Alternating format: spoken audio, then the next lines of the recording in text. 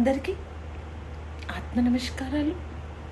భగవద్గీత నుంచి 2వ అధ్యాయంలోని 62, 63వ శ్లోకాల గురించి తెలుసుకుందాం.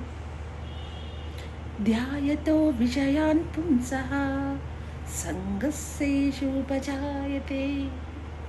సంగస్సంజాయతే కామం కామక్రోధో వియాయతే క్రోధాత్ భవతి సమ్మోహః సమ్మోహస్మృతిః విభ్రమః స్మృతిభ్రంశా బుద్ధినాశో బుద్ధినాశాస్ తృణశ్యతి అనగా శబ్ద స్పర్శ దృశ్య విషయములందు ఎక్కువ కోరిక కలిగి ఉండడం. శబ్ద అంటే వినడం, సౌండ్. ఇద్దరు వ్యక్తులు 3వ వ్యక్తి గురించి మాట్లాడడం. స్పర్శ స్త్రీ పురుషులు కలిసినప్పుడు మళ్ళీ మళ్ళీ అదే కావాలి అనే కోరికని కలిగి ఉండడం ఆ స్పర్శ.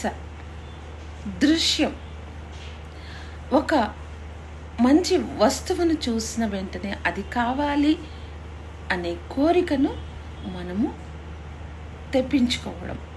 ఈ శ్రద్ధ స్పర్శ దృశ్యములు ఎప్పుడైతే వీటి మీద ఎక్కువ ఆసక్తి చూపితే మన జీవితం అనర్థదాయకం.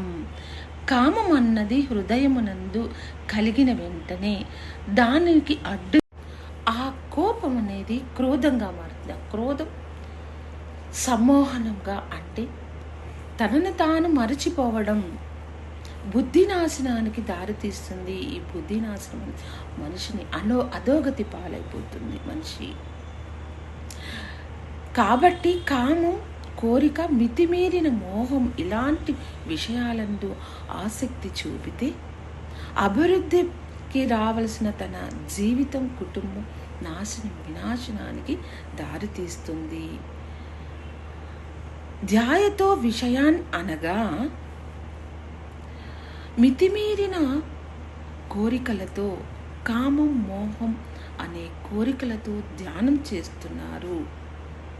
అది కాక దైవ ధ్యానానికి దారి తీసేలాగా మనము ధ్యానం చేస్తే మన జీవితం, మన కుటుంబం, మన సమాజం అభివృద్ధి పదంలోకి దారి తీస్తుంది అని మన శ్రీకృష్ణ భగవానుల వారు 2వ అధ్యాయంలోని 62, 63 శ్లోకాలలో తెలియజేశారు.